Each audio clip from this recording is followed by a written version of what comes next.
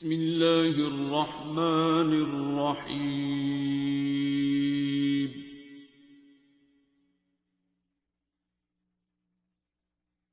الرحمن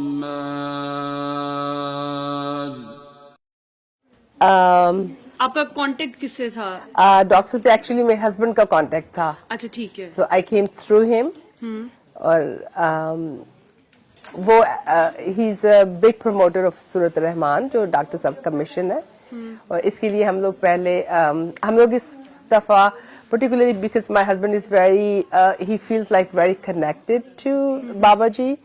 और हम उसके लिए स्पिरिचुअल टूर पे आए पाकिस्तान 2 वीक्स के लिए. आई मीन 1 वीक हमने उम्रा किया और 1 वीक के लिए यहाँ आए. और हम लोग वेडनेसडे को हम लोग गए थे लेला. और आज एक ही हमारे पास सैटरडे था इधर. तो आज हम इधर आए हैं उनसे मिलने के लिए कि हमारी ख्वाहिश थी कि हम दुआ में आए. और I mean since my husband he felt like he listened so many videos of Babaji and he watched so many YouTube videos for Dr. Saab and he feels very connected. And I mean we have like observed and seen that his whatever he's thinking usually is done. Okay. So whatever we think and the things happens like so quickly and anything like you wish for and things will be done for you. So that's alhamdulillah. So we feel very blessed. And my husband felt especially he feels like that happening because probably he feels like somebody's behind him and somebody means he feels like behind him Babaji. But he felt like the more promotion he get to know Babaji. He gets to know Babaji because of Dr. Saab. So he listens regularly. I mean, every single day he listens to whatever the prayer session. Dr. Saab, I don't have usually time, and he usually briefs me. He tells me, you know what happens today? Did you listen to this video? Look at this. I tell you, and I just listen. Did you experience Surah Rahman yourself? Yes, we did. Okay. And it's not just only I experienced. I mean, I listened to this and. Especially no, exactly. Did you follow the whole procedure? Yeah, for 7 we days? follow the protocols. And my husband, he's a big promoter. He sends everybody with the protocol, like with the Allah, and this the protocol. He sent every Muslims, non-Muslim at his job, and the people they come back and tell him, like I wish we have learned this before and we knew this before. Like he told one of the Hindu lady that the works for him. And her mother was sick, and he told her like to go, you know, you listen and you just say like the protocol. You don't have to believe in Islam. It's just there's a music therapy. He just introduced to the non-Muslim. He tells them there's a musical therapy, but the Muslim, of course, we tell them that is a Surah Rahman, and particularly for Qari Basir. So she came back and she said, Muhammad, if you have told me this, I think my mother would not die. And same thing that we have another Hindu of a tenant. He said my mom is very sick in India. The first one she lives in America, in New York, and the other one, the guy that my husband recommended him, that his mother was in India, and he said like his whoever the nurse, I mean, she she played Surah Rahman for her, and now my mother is fine. And he was very worried. So my husband usually he is the big promoter. Anybody who tells, so he say, okay, read the Surah Rahman and you follow this. And he always tells me and by himself, even the whole family. He tells, okay, read this protocol, but you have to forgive everybody else, and you have to be very pure, and you have to listen to this. And we also personally experienced that my son, he does the business, and his business was not doing well for such a long time. And then we told him, like, you know, guys know there is a big, like, Black Friday in America is such a big deal. So we told him, beta, aap Surah Rahman suno, aur inshallah ta'ala, Allah ta'ala behtar karega. And he listened just only 3 days, and mashallah, his business is flourishing. Same thing, his friend lives in Pakistan. So he told him as well. So he was crying one day and he told my husband, oh, my business, you know, I have such a hard time. So he told him the same thing. and he followed the protocol. He listened to the Surah Rahman, and then after I think 5 days, he called my husband and said, oh, my husband is Muhammad Saeed Akhtar, and his name is Saeed, as we all know, but in America they called him Muhammad. So he said, Saeed, yaar, mere 5 din bas main surat suni si, aur Allah da shukr hai ki everything straightened out. So alhamdulillah, like we feel ourselves that the miracles of Surah Rahman, and we want to promote, of course, like besides all these monetary gains, did you experience something else, like a change in your personality, in your thoughts? What else did you like experience? I'm a secondary, it just followed through my husband, but I did see the change in my husband, of course. Okay, so I tell about myself, I'm a person I'm a very humanitarian. I like to do what Dr. Sab said. I'm that kind of person. I don't work only for the Muslim community, I work for humanity. That's my belief. And when I go to like Khana Kaaba, I always pray for Allah subhanahu wa ta'ala, give me the power so I can work for humanity. So I already has inside me. The forgiveness and all this part, of course, that we learn more as we explore. So my husband was a little bit different kind of person. He was the person that if he doesn't like something else, he will hold the grudge. But now we see the change in him. So definitely, there's a lot. Sometimes he tells me, this is this A, and this that. I say, yeah, that I already do this. So yes, I did see the change. Or for me personally, like whenever I listen to Surah Rahman, so I feel like very calm, tranquility, calmness, and I go to sleep whenever I turn it on. So alhamdulillah, and we just, as the mission of the surah, we feel like if we are doing it, it's benefiting us, so we should not keep this benefit to ourselves, we should spread to other people. So we should spread to humanity, so other people will take advantage of this. Definitely. And because there's a limit of social work.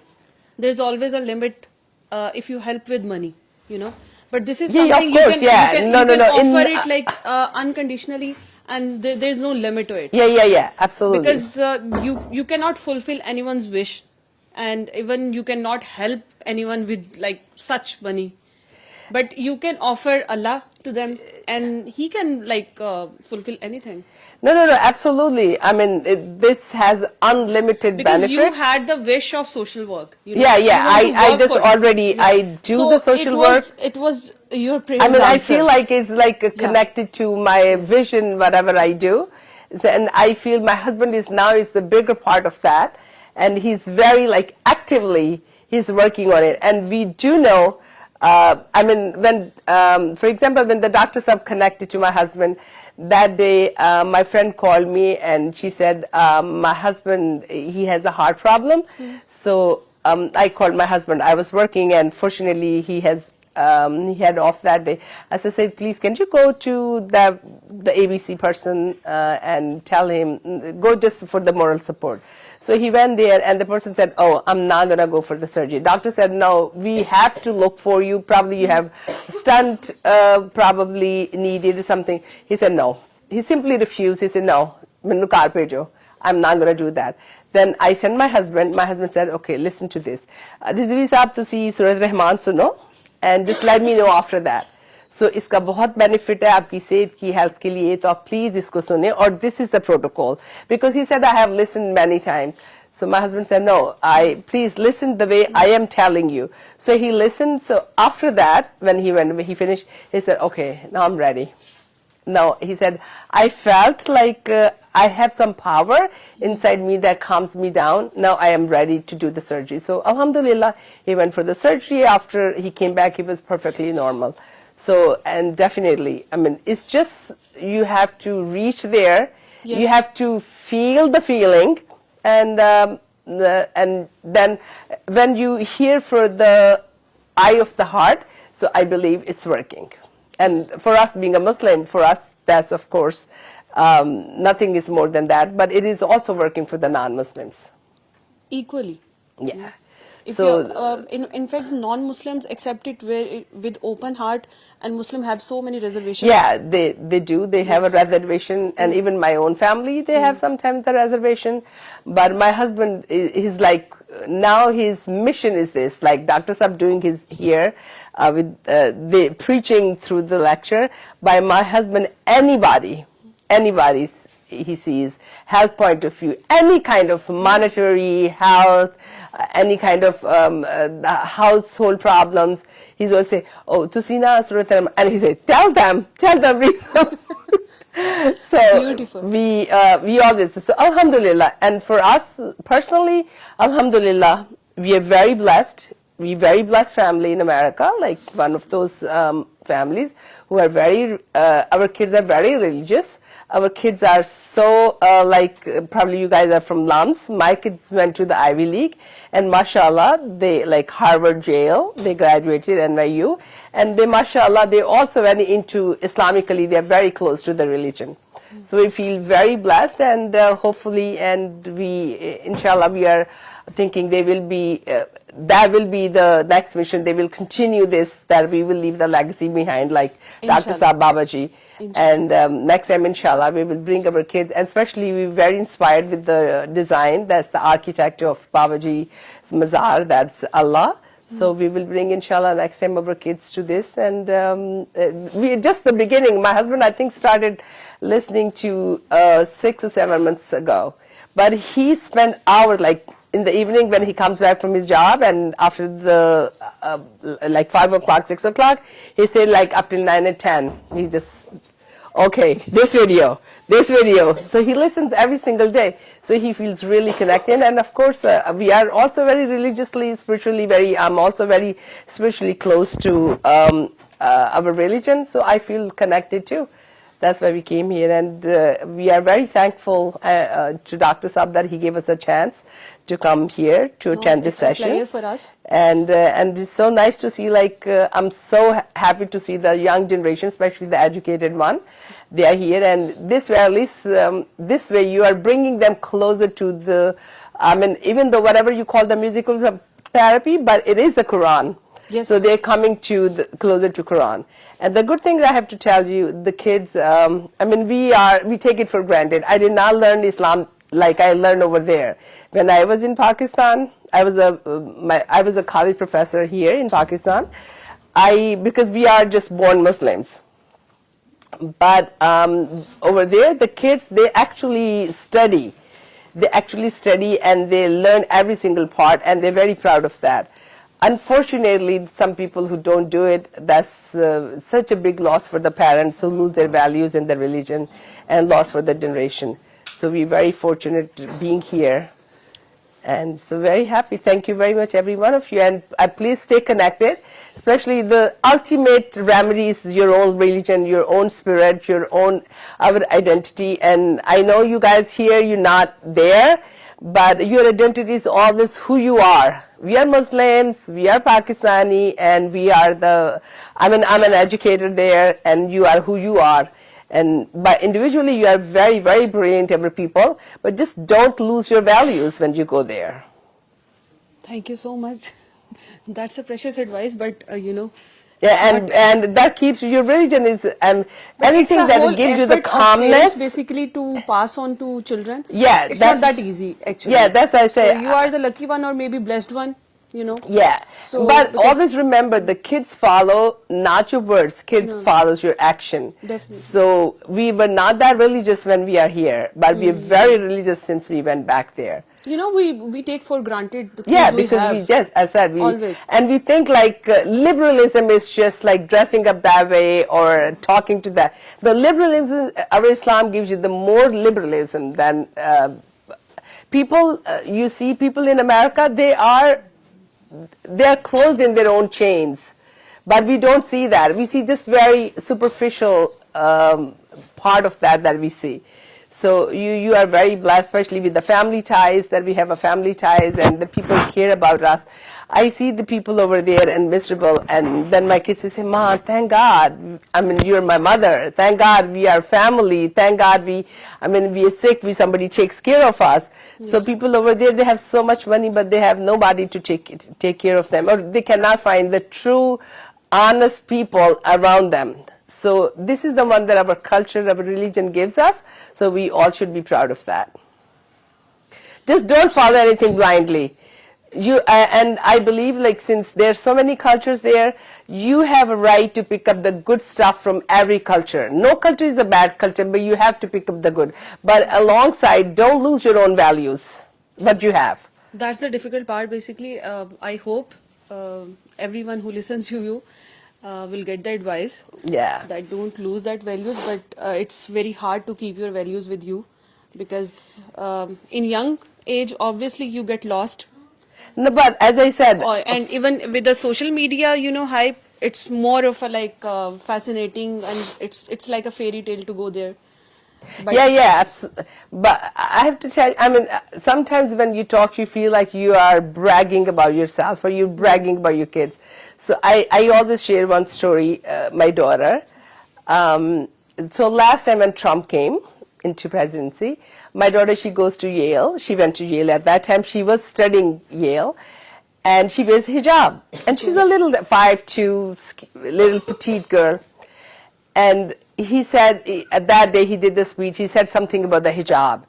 And I was so nervous that I don't want somebody pulled my daughter's hijab and then she have that mark rest of his life. She traumatized. So I was very scared. So my husband and I called her. I said, Bira, listen, if we're not forcing you, you wear hijab. So this is up to you. If you feel like any kind of pressure, if you feel like somebody will hurt you, or you feel like this is a hindrance, so sweetheart, you can take it off. The answer, I tell you, and she called me, she said, Ma, do you know, because Yale is like 90% white people and very few the others. She said, Ma, do you know that probably so many people, they never seen Muslim in their life, and they're meeting through me, a Muslim person, and hijab is my identity, and you telling me rip your identity? And I just like, oh my gosh, I felt that Bira, you're much like bigger person than I am, because I have just a mother and she's just very determined who she is. She proved herself.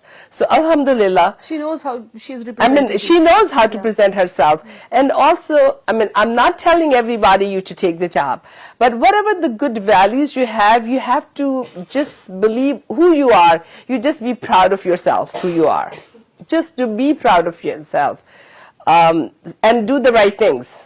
I would not say every hijabi will do the right things and non-hijabi won't, but whatever the values our culture, our Islam gives us, whatever you have it, please don't lose those, because it looks like a fantasy. And even I see here, so whatever your character, so build up your character, so don't lose your character. Be strong in your characters, then world will open to you.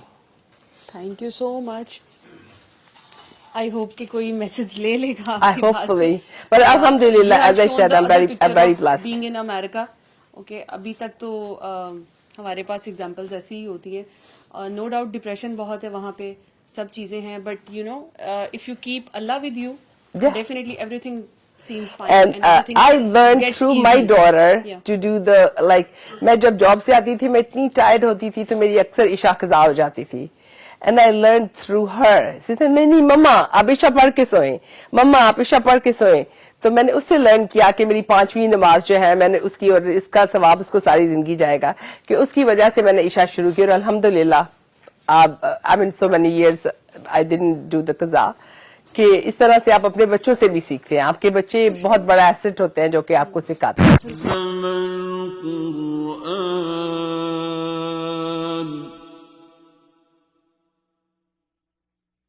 خلق الإنسان